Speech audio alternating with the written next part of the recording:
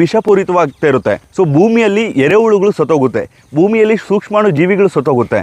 So ನೀವು ಭೂಮಿಯನ್ನು ಹಾಳು ಮಾಡ್ತಿರ್ತೀರ.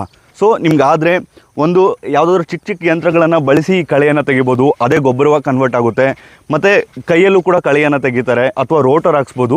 ಅಂದರೆ ಯಾವುದೇ ಕಾರಣಕ್ಕೂ ಕಳೆನಾಶಕಗಳನ್ನು ಬಳಸಬೇಡಿ ಅಷ್ಟೇ. ಭೂಮಿ ವಿಷಪೂರಿತವಾಗುತ್ತೆ, ಭೂಮಿಯಲ್ಲಿರುವಂಥ ಎರೆಹುಳುಗಳು ಸತ್ತೋಗುತ್ತೆ. ಸೊ ಅವಾಗ ನೀವು ಮುಂದಿನ ಬೆಳೆಗೆ ಇನ್ನಷ್ಟು ಗೊಬ್ಬರಗಳನ್ನು ಹೆಚ್ಚಾಗಿ ಹಾಕಬೇಕಾಗುತ್ತೆ. ನ್ಯಾಚುರಲ್ ಗೊಬ್ಬರನ ಬಿಟ್ಬಿಟ್ಟು ಕೆಮಿಕಲ್ ಗೊಬ್ಬರಗಳನ್ನು ಹೆಚ್ಚಾಗಿ ಬಳಸಬೇಕಾಗುತ್ತೆ.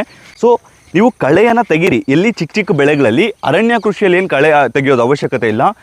ಆದರೆ ಯಾವುದೇ ಕಾರಣಕ್ಕೂ ಕಳೆನಾಶಕಗಳನ್ನು ಬಳಸಬೇಡಿ. ಭೂಮಿ ತುಂಬ ಅಂದರೆ ತುಂಬ ಹಾಳಾಗುತ್ತೆ, ಎರೆಹುಳುಗಳು ಸಾವಾಗುತ್ತೆ.